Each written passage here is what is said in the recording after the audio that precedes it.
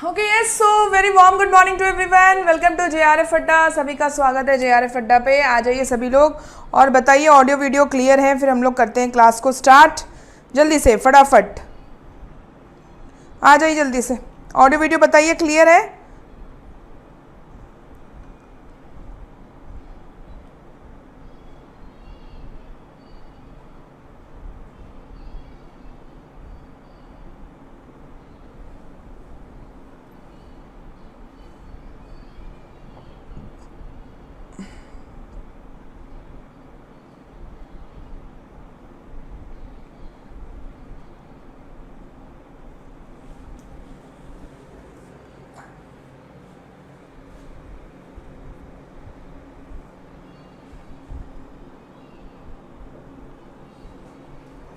Audio video clear है बताइएगा जल्दी से, तभी हम लोग क्लास को स्टार्ट करेंगे। आज थोड़ी सी लंबी क्लास होगी हमारी, 5 ईयर प्लान कर रहे हैं तो लंबी क्लास तो जाएगी हमारी। ठीक है, जल्दी से बताइएगा। ठीक है, ऑडियो वीडियो क्लियर है, फिर हम लोग करते हैं क्लास को स्टार्ट।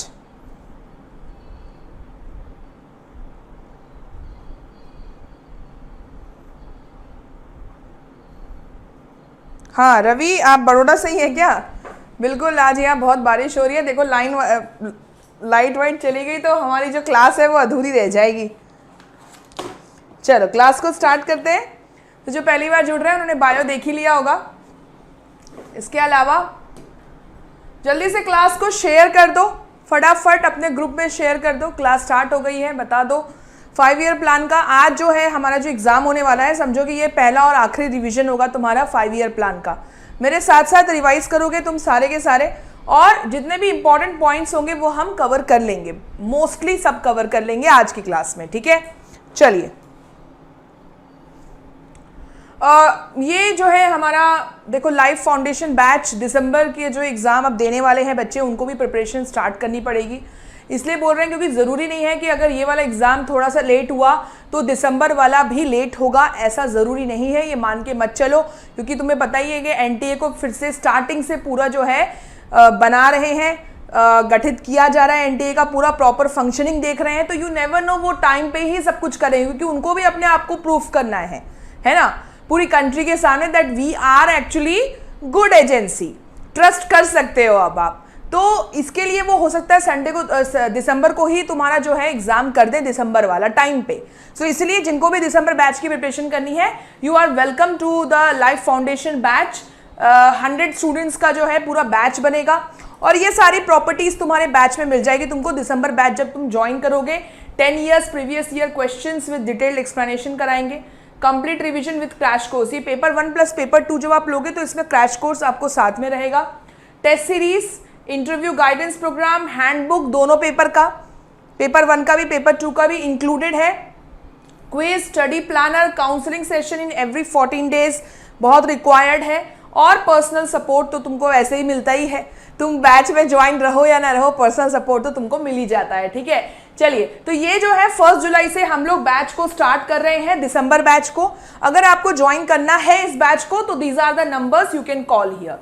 ठीक है, इस नंबर पे कॉल कर पूरे से जो है अच्छे से आप बैच के बारे में क्या है क्या नहीं है सब कुछ इंक्वायरी कर सकते हो। इस नंबर पे बिल्कुल कॉल कर लीजिएगा। बहुत इजी क्वेश्चन है। Yes obviously green house gas emission जो हो रहा था उसके रिडक्शन के लिए क्योटो प्रोटोकॉल को बनाया गया था। अब तुमको पता है कि क्योटो प्रोटोकॉल या पेरिस एग्रीमेंट ये सारी देन है UNFCCC की, याद रखिएगा। ठीक है, तो इसको अगर हम आगे बढ़ें तो एक बार जरा वापस से ना हम लोग एक रिवाइज कर ही लेते हैं। बार बार मैं रिवाइज करती हूँ, कारण ये है ताकि तुम्हारे दिमाग में कहीं जाकर छप जाए। ठीक है, तो हर बार मैं आपको बताती हूं, अगर हम ओजोन डिप्लीशन की बात करें तो वो पहले की बात है, जिसमें मॉन्ट्रियल प्रोटोकॉल, वियना कन्वेंशन और फिर जो है बात का आपका अमेंडमेंट आया था। कौन सा अमेंडमेंट था बताना जरा? किगाली। ये सब आपको ओजोन से रिलेटेड है, लेकिन मेनली इन्वायरमेंट और सस्टेनेबल डेवलपमेंट की जो बात हुई वो स्टार्ट हमारा अर्थ समिट से ही हुआ था। ठीक है, ये आप सभी को पता है। अर्थ समिट 1992 में हुआ था। इसी को हम यूनाइटेड नेशन UNCED भी बोलते हैं। ठीक है, ये आप सभी को पता है, United nation conference on environment and development.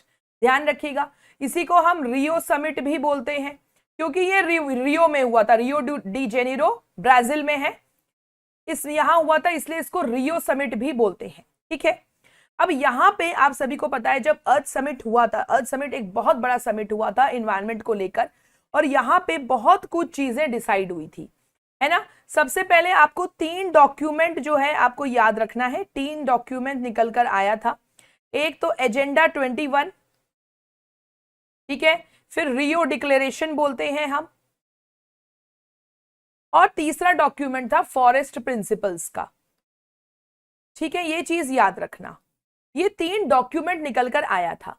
इसके अलावा हम लोगों ने 3 जो है डॉक्यूमेंट आपका, मतलब आप ये समझो कि लीगली बाइंडिंग डॉक्यूमेंट्स जो है यहां पे साइन हुए थे, यहां पे इनकी बात हुई थी, जिसमें सबसे पहले हम बोलते हैं कन्वेंशन ऑन बायोलॉजिकल डाइवर्सिटी, ठीक है, सीबीडी बोलेंगे इसको। अब इसके बारे में थोड़ा सा कर लेते हैं हम लोग डिटेल में, सीबीडी में क्या था। देखो सीबीडी जो है बहुत इंपॉर्टेंट बायोलॉजिकल डाइवर्सिटी की बात करता है। हमारे जो हमारे हमारे हमारे वर्ल्ड में तरह तरह की पशु पक्षी जनजातियों और बहुत ही तरह तरह के जेनेटिक रिसोर्सेज हैं, तो ये इसकी बात करता है कि भाई कन्वेंशन ऑन बायोलॉजिकल डाइवर्सिटी, अगर हम इसकी बात करें तो ये जो है ना आपको, ये साइन हुआ था 1992 में ही, यानी इसी टाइम पे 5 जून इसी समिट में जो है ये साइन हुआ था। और याद रखिएगा ये फोर्स में कब आया था, it came into force on 29 दिसंबर 1993, एक साल बाद जो है ये फोर्स में आ गया था। ठीक है, अब तुम लोग मुझे अभी चैट सेक्शन में बताओ, सारे के सारे जितने भी धुलंधर बच्चे हैं हमारी क्लास में, ये बताओ कि सीबीडी का 2 सप्लीमेंट्री एग्रीमेंट कौन सा था, ये मुझे बताओ। अगर तुम लोग का रिवीजन अच्छा चल रहा है, क्योंकि रिवीजन ये टाइम चल रहा है, कोई पहली बार तो पढ़ नहीं रहे तुम लोग, तो मुझे ये बताओ सारे के सारे। अच्छा भाई शादमा की बात को इग्नोर करो, तुम लोग मुझे ये बताओ कि सीवीडी का 2 सप्लीमेंट्री एग्रीमेंट्स कौन सा था।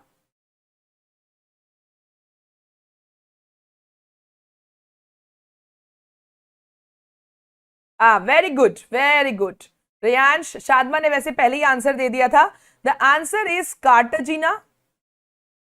कार्टाजीना प्रोटोकॉल, और दूसरा था Nagoya protocol.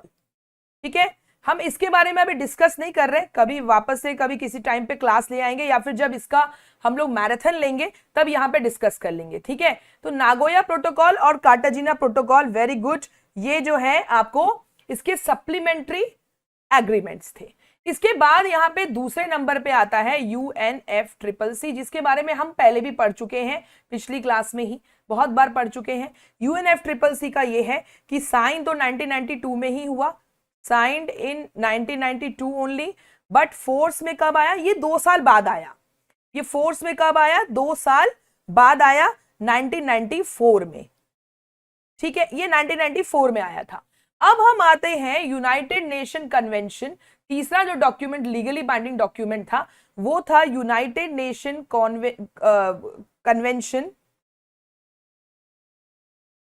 Convention to combat desertification.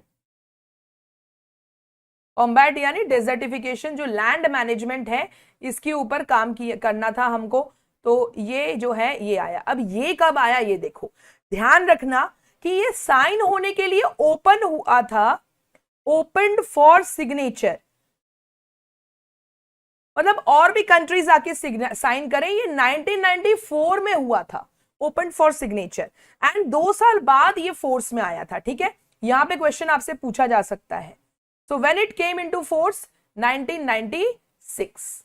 अब ये चीज ध्यान देना, बहुत इंपॉर्टेंट, इसको याद करने का तरीका है, फोर्स में आने का जो सीक्वेंस है, तुम अगर नोटिस करोगे तो ये देखो, ये वाला पहले आया 1993 में सीबीडी, ऐसे ही लिखना भी, सीबीडी जो है 1993 में आया, 1994 में UNFCCC आया, और उसके 2 साल बाद जो है डेजर्टिफिकेशन वाला आया फोर्स में 1996 में। ठीक है, तो ये तीनों चीज आप लोग याद रखिएगा। ओके, अब अगर हम UNFCCC की बात करते थे तो इसके बहुत सारे कॉप हुए थे, कॉन्फ्रेंस ऑफ पार्टीज इसके इंपॉर्टेंट है, और तुम सभी को पता है कि क्योटो प्रोटोकॉल जो है वो COP3 है, COP3 है Kyoto protocol.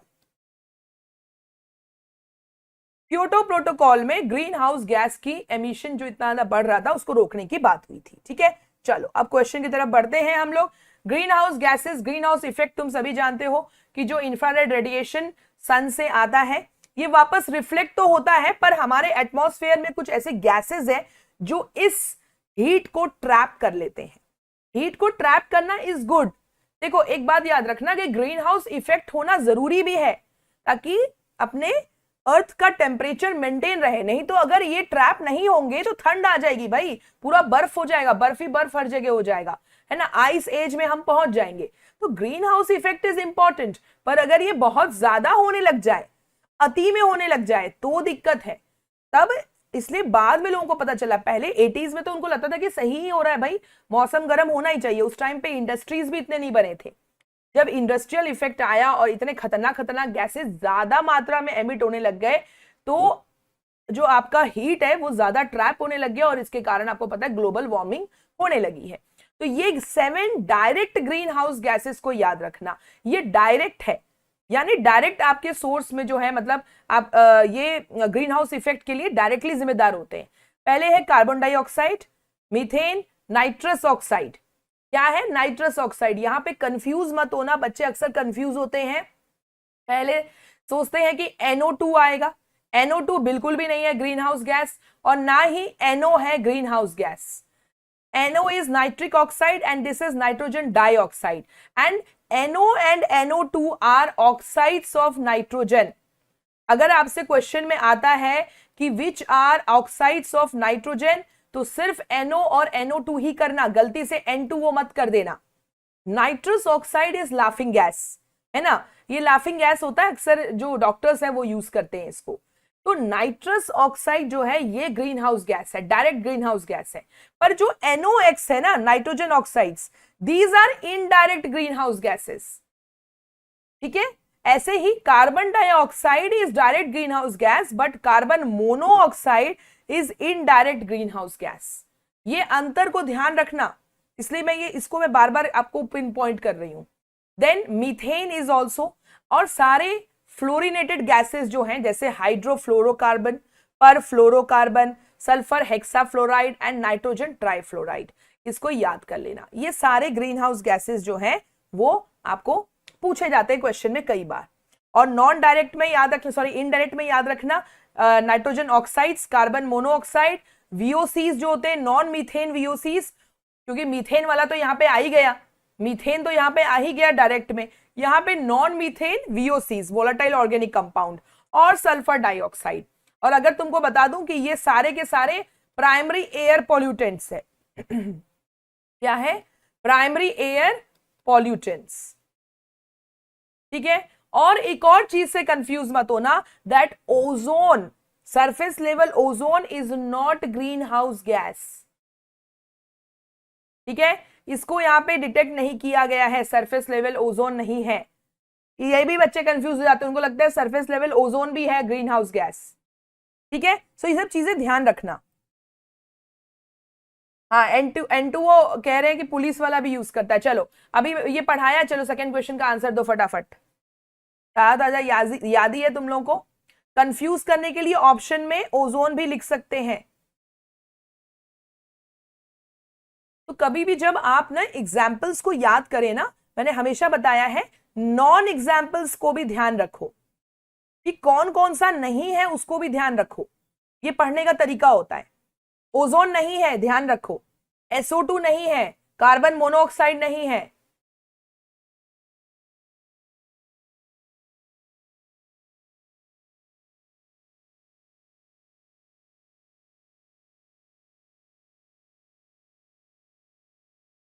Yes, so you got the answer कि मैम कार्बन डाइऑक्साइड, मीथेन और नाइट्रस ऑक्साइड है। ठीक है, सो देखो A, B and D is the answer. Very good. चलो नेक्स्ट क्वेश्चन पे आ जाते हैं। अभी भी लोग बी कर रहे हैं, वाई बी? मैंने बोला ना नाइट्रोजन डाइऑक्साइड नहीं है बेटा, नाइट्रस ऑक्साइड है। क्यों बी कर रहे हो तुम लोग? इतना पढ़ाने के बावजूद भी बच्चे बी आंसर कर रहे हैं कुछ लोग। Nitrogen dioxide are indirect green house gases, ये क्योटो प्रोटोकॉल के अंडर कवर ही नहीं होते हैं। क्योटो प्रोटोकॉल ने सिर्फ डायरेक्ट ग्रीन हाउस गैसेज पे कंसंट्रेट किया था। को हटाओ, SO2 को हटाओ। चलो next question.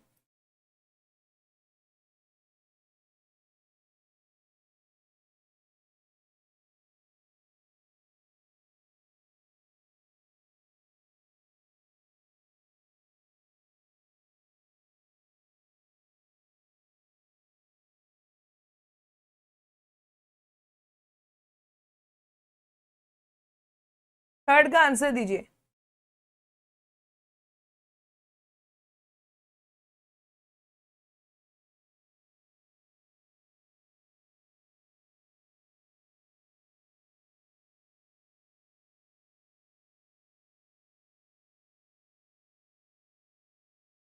Under Kyoto protocol the first commitment period, सभी को पता है क्योटो प्रोटोकॉल में 2 कमिटमेंट पीरियड थे। अभी क्वेश्चन आएगा, सबका आंसर करते जाना, ठीक है।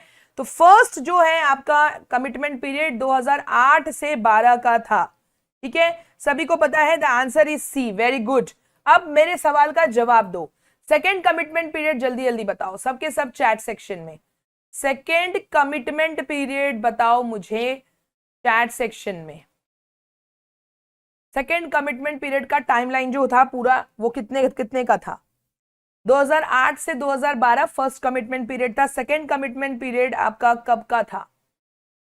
एक एक करके आंसर देते जाना, ठीक है। मैं क्वेश्चन पूछती जाऊंगी, ये सारे रैपिड फायर क्वेश्चंस है।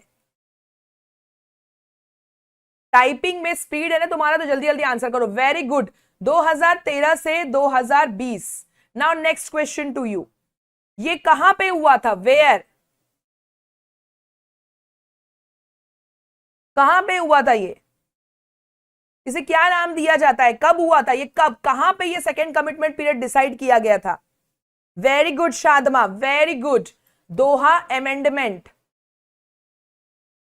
दोहा अमेंडमेंट 2012 में जो है मिले थे, और नेक्स्ट दिसंबर 2012 में मिले थे, और 2013 से इन्होंने सेकेंड कमिटमेंट पीरियड किया। अब मुझे आंसर दो कि पहले कमिटमेंट पीरियड में, फर्स्ट कमिटमेंट पीरियड में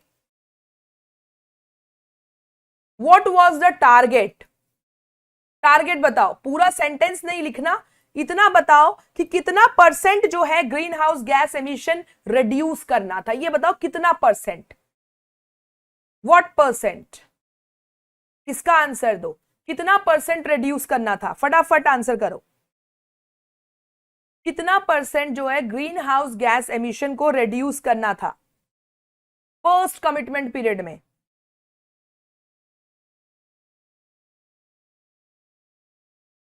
yes Sachin, Ankita, very good. 5%, 5%, 5 years के लिए।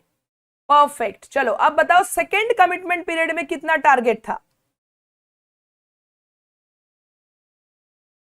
सेकेंड कमिटमेंट पीरियड में व्हाट वाज द टारगेट? कितना परसेंट रिड्यूस करना था? शादवा ने बोला कि मैम आप अगला क्वेश्चन तो आप यही पूछोगे, मैं पहले ही लिख देती हूं। Very good. 18% आपको green house gas emission reduce करना था। अब मुझे ये बताओ कि दोनों में तो इतना परसेंट, इसमें 5%, इसमें 18% करना था, but compare to which level? Compare to which level? Compared to which level?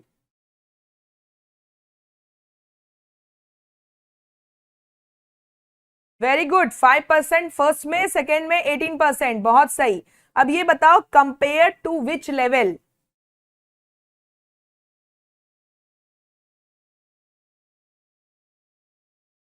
Akanksha, नहीं बेटा, 2005 वाला पेरिस एग्रीमेंट था, इसलिए पूछ रही हूं मैं।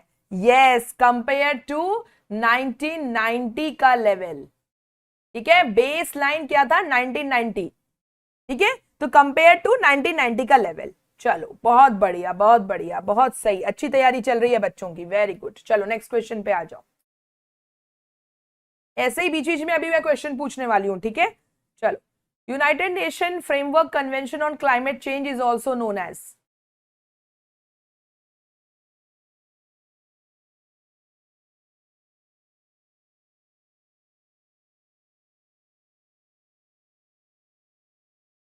जो लोग टाइप नहीं कर रहे मन ही मन आंसर दे दिया करो, ठीक है। होता है कई लोगों को टाइप करने में बहुत आलस आती है, नो प्रॉब्लम, टाइप करने की जरूरत नहीं, लेकिन जो क्वेश्चन पूछ रही हूं उसका जवाब आपको पता होना चाहिए, ठीक है। Just make sure.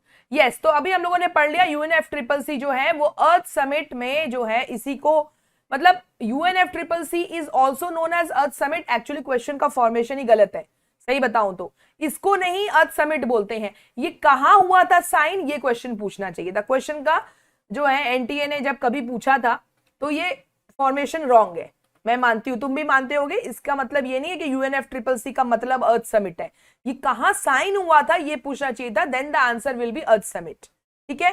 चलो, अब यूएनएफसीसीसी के बारे में हम बता ही चुके हैं, मैंने ये स्लाइड में रखा हुआ है। अब इसमें जो इंपॉर्टेंट तुमको याद रखना है वो क्या है, ये देखो। देखो यहां पे जो है ना, यहां पे देखते हैं जब अर्थ समिट हुआ, इसका अगला टाइमलाइन याद रखो। देखो रियो समिट तो आपका, ये यहां पे क्वेश्चन जब पूछते हैं ना तब बच्चे कंफ्यूज हो जाते हैं। ये तो 1992 में हुआ ब्राजील में, ठीक है, ओके, इसी को अर्थ समिट बोला गया। अब इसके बाद रियो +10 हुआ था, यानी 10 इयर्स बाद जोहेंसबर्ग डिक्लेरेशन हुआ था। क्या हुआ था? जोहेंसबर्ग डिक्लेरेशन हुआ। और इसको क्या बोलते हैं, ये जो समिट हुआ था इसको याद रखना, इसको बोलते हैं world summit on sustainable development.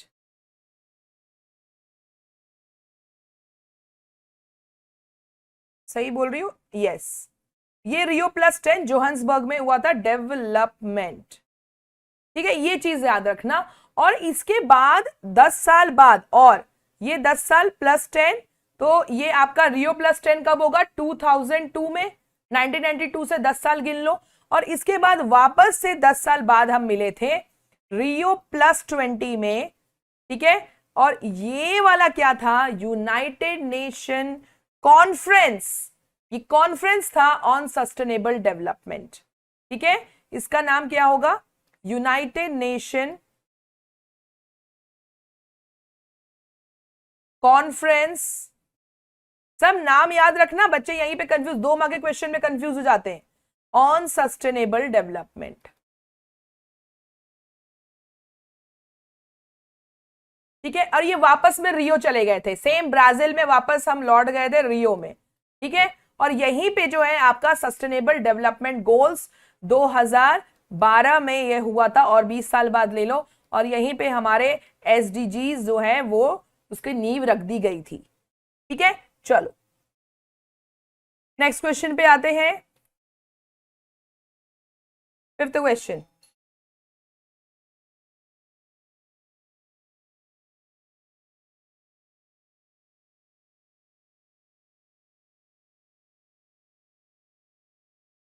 हाँ वेरी गुड, रजीक अपने आप ही आंसर दे रहे, वेरी गुड।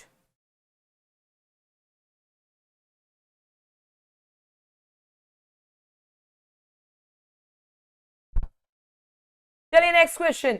एजेंडा 21 हमने देखा था कि डॉक्यूमेंट साइन हुआ था, what do you mean by 21?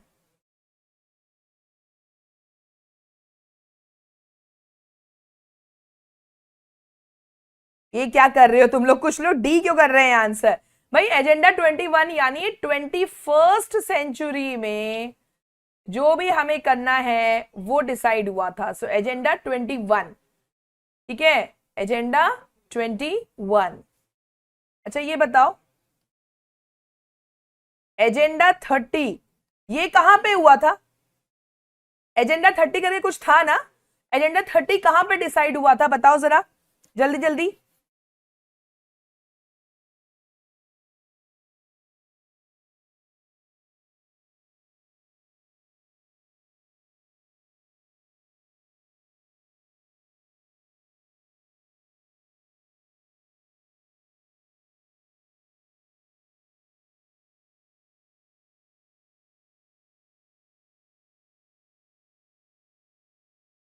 Agenda 30 कहां पे हुआ था, फटाफट बताओ यार, बहुत टाइम लगा रहे हो।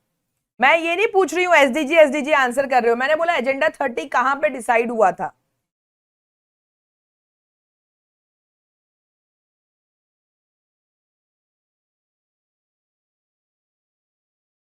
हाँ वेरी गुड, न्यूयॉर्क में हुआ था। यस, एजेंडा 30 और Rio+20 डिक्लेरेशन में जहां पे एसडीजी की नींव रखी गई थी, एजेंडा 30 भी वहीं डिसाइड हुआ था। इतना क्या सोचना है तुम लोगों को। ठीक है, चलो very good, next question.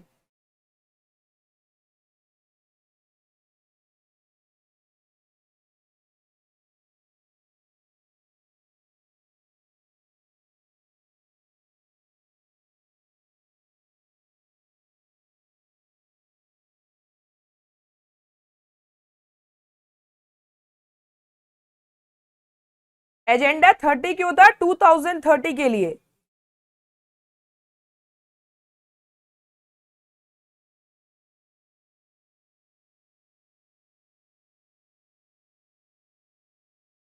Sustainable goals 2030 declare हुआ था, ठीक है, 2015 में, नॉट इन 2012। Rio+20 में नहीं हुआ था, 2015 में हुआ था, ठीक है।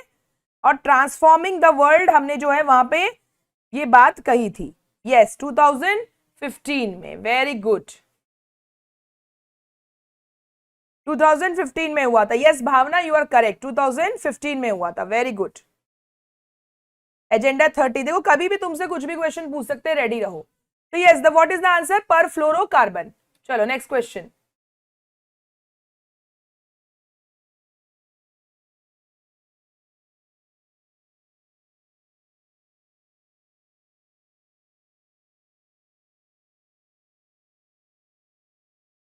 कंफ्यूज मत होना, ठीक है। एजेंडा 30 2012 में नहीं हुआ था, Rio+20 कॉन्फ्रेंस में नहीं हुआ था। Rio+20 में एसडीजी की नींव रखी गई थी, 2015 में हुआ था वो, ठीक है। 2015 में जो है एजेंडा 30 जो है वो डिक्लेयर हुआ था, ये ध्यान सब रखना भैया, सारे डेट्स में कंफ्यूज मत होना। यस, 2015 में एजेंडा 30।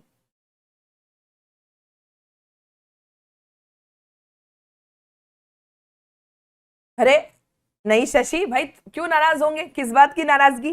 चलो very good, so what is the answer. United nation UNFCCC Kyoto में फ्रेम नहीं हुआ था, हम सभी जानते हैं, अर्थ समिट में हुआ था। और बाकी ये वाला सही है, different limits for individual nation. आपको पता है CBDR जो था, common but differentiated responsibilities and respective capabilities, इसके अकॉर्डिंग क्या था, हर देश के लिए अलग था, डेवलपिंग नेशन के लिए अलग लिमिट सेट थी और डेवलप्ड नेशन के लिए अलग था। यही क्योटो प्रोटोकॉल की कमी थी, जिसके कारण पेरिस एग्रीमेंट जब आया तो इस चीज को उसने हटा दिया और INDC पे लेकर आ गया वो, ठीक है। ये सारी चीजें रिवाइज हो जानी चाहिए। चलो 8th क्वेश्चन पे आ जाओ, खाली ग्रीन हाउस गैस पूछा जाएगा तुमसे। बताओ फर्स्ट कमिटमेंट पीरियड में कौन कौन से गैसेस को इंक्लूड किया गया।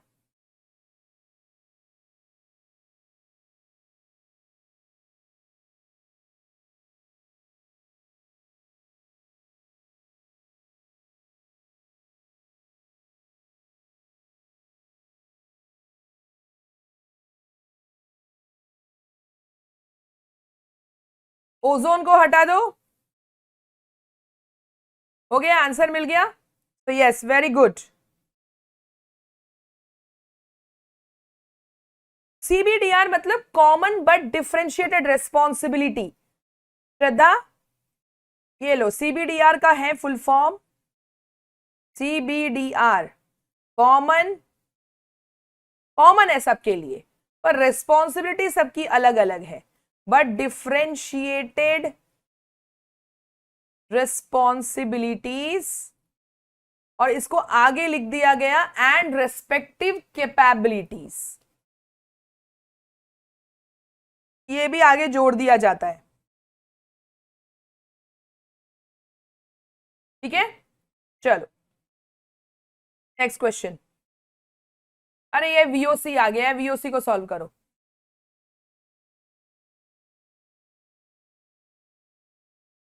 Good morning Selja.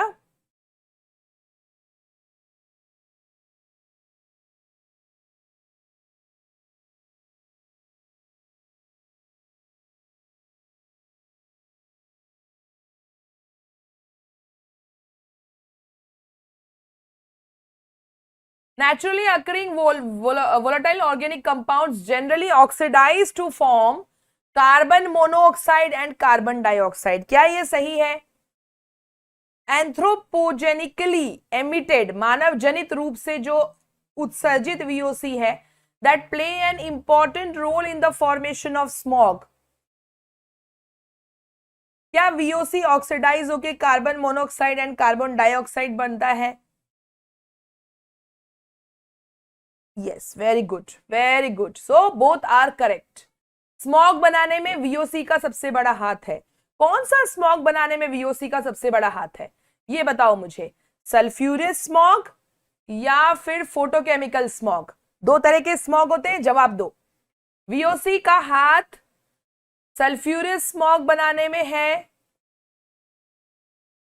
या फिर फोटोकेमिकल स्मॉग बनाने में?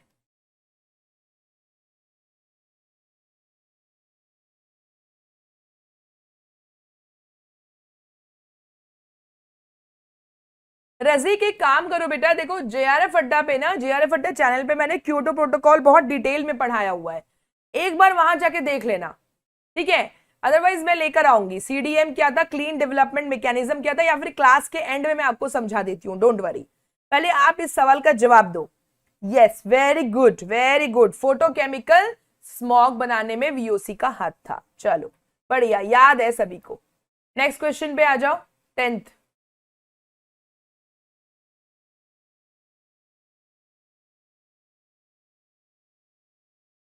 देखो सल्फ्यूरियस स्मॉग जो है वो विंटर सीजन में होता है। फोटोकेमिकल स्मॉग नाम सुन के समझ जाना, समर सीजन में सबसे ज्यादा ये स्मॉग देखे जाते हैं। क्यों? फोटोकेमिकल रिएक्शंस होता है भाई, वीओसीज और नाइट्रिक ऑक्साइड्स। क्या होता है देखो, यहां पे बताती हूं अच्छे से। क्या होता है, ये जो वीओसीज होते हैं ये प्लस नाइट्रिक ऑक्साइड्स यानी सॉरी नाइट्रोजन ऑक्साइड्स यानी NO एंड NO2 दोनों होता है इसमें इन्वॉल्व, प्लस NO2, ये मिलकर सनलाइट इसमें अपनी जादूगरी दिखाते हैं और ये जो है आपको स्मॉग, फोटोकेमिकल स्मॉग बनता है। अब फोटोकेमिकल स्मॉग के अंदर क्या क्या रहता है, याद है तुमको? ओजोन बन जाता है, surface level ozone.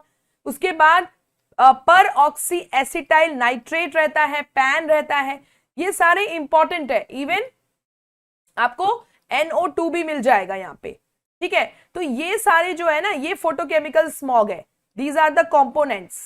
Surface level ozone बन जाता है, पैन बन जाता है, ठीक है। सो रिमेंबर दिस, ये पूरा फॉर्मूला याद रखो, ये फोटोकेमिकल स्मॉग का फॉर्मूला है, इसको ध्यान रखो, सारे क्वेश्चन बना लोगे। चलो नेक्स्ट क्वेश्चन आते हैं, बताओ 10th का आंसर करो अब।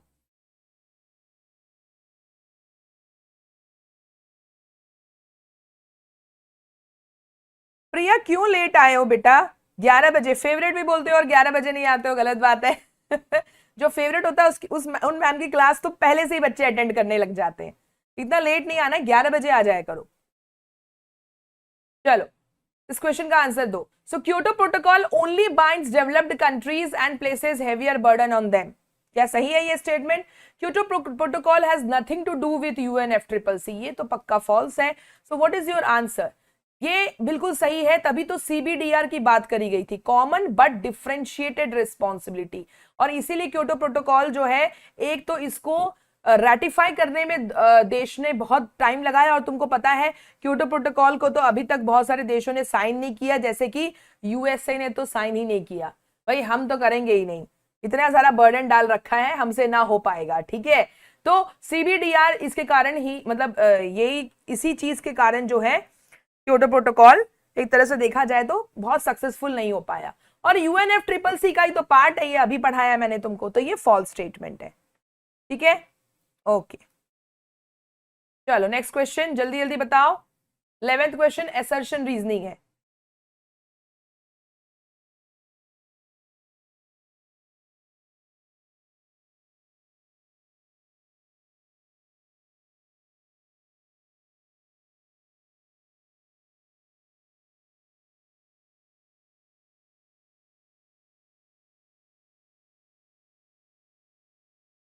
अरे it's okay Priya, good morning परामिता।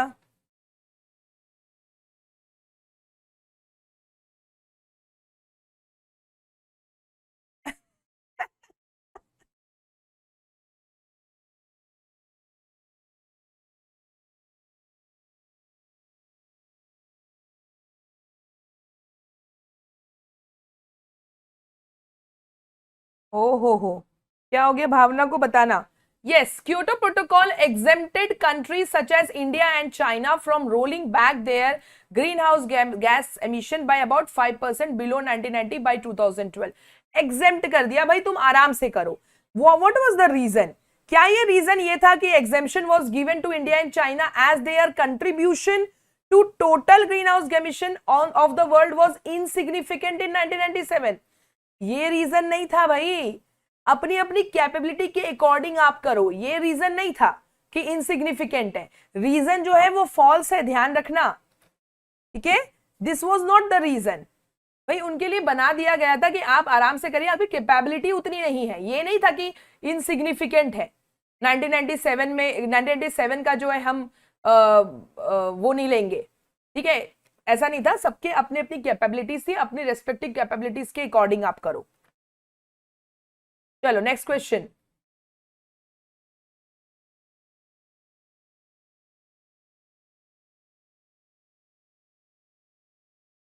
ए क्यों कर देते हो तुम लोग? हर चीज में ए थोड़ी ना आंसर होगा।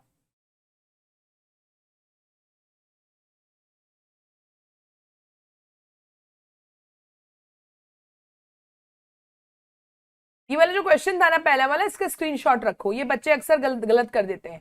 जो क्वेश्चन तुमको हार्ड लगता है स्क्रीनशॉट लेकर रखो। एग्जाम के 5 दिन पहले जो फाइनल रिवीजन होता है ना, वो 5 दिन में सारे स्क्रीनशॉट्स जो ले रखे हैं ना, वो सब कुछ देख डालना। भाई मेरे को ये टेक्निक बहुत काम आया था मेरे एग्जाम के टाइम पे। मैं हमेशा, अभी भी मेरे मोबाइल में वो स्क्रीनशॉट्स पड़े हुए हैं, तुमको बता दूं मैं, अभी भी पड़े हुए हैं। तो वो ऐसे क्वेश्चंस का था पिटारा जो मुझसे हर बार गलत होता था, तो मैं उसको एग्जाम के 4-5 दिन पहले रिवीजन करके गई थी और बहुत काम आया। उसमें से कई क्वेश्चन आए तो जो मैंने सही कर लिए, ठीक है। तो yes, this is very easy. Paris agreement जो है वो क्लाइमेट चेंज इशू की बात करता है, Kyoto protocol clean development mechanism की बात करेगा।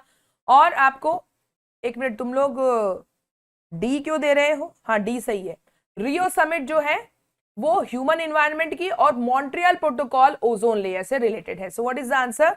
D is the answer. Very good. चलो 13 पे आ जाओ।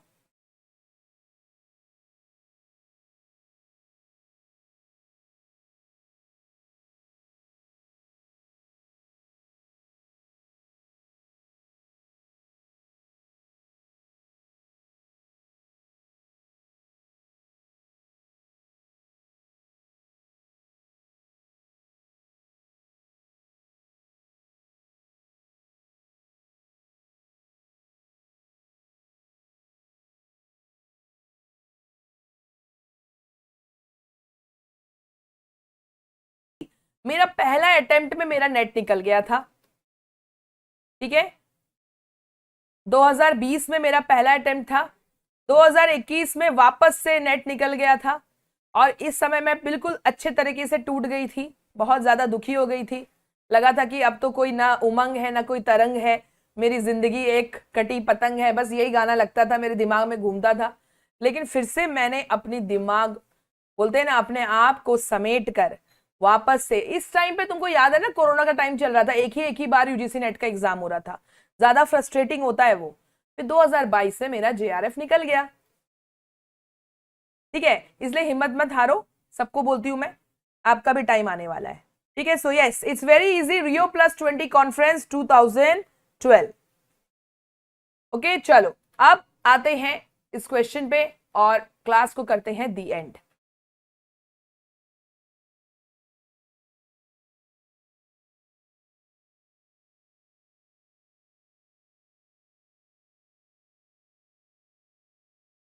अजय पांडे जी, आप लोगों को पढ़ाते पढ़ाते मुझे टाइम कहाँ मिल रहा है प्रपोजल सबमिट करने का? करना तो है ही, यही है अल्टीमेट टारगेट कि पीएचडी ही करना है। अल्टीमेट टारगेट तो यही है। देखो, हो जाएगा, वो भी हो जाएगा धीरे धीरे।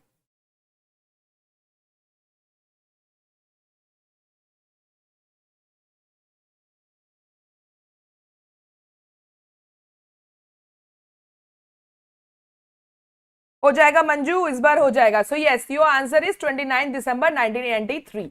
सीबीडी की एक और बात याद रखना, मैंने अभी डिस्कशन नहीं किया था, इसका जो सेक्रेटारिएट है ना वो मॉन्ट्रियल कनाडा में है। यहां से भी एक क्वेश्चन आ चुका है और हमें पता है कि इसके ऑब्जेक्टिव्स क्या थे। कंजर्वेशन ऑफ बायोलॉजिकल डाइवर्सिटी सबसे पहला ऑब्जेक्टिव। दूसरा ऑब्जेक्टिव था the sustainable use of its components, जो बायोलॉजिकल डाइवर्सिटी है उसका सस्टेनेबल यूज करना है। जब मैं आपको सस्टेनेबल यूज करने के लिए बताती हूं, इसका मतलब यह है कि इस तरह से हम यूज करें कि हमारे फ्यूचर जो है वो भी उसे भोग पाए भाई।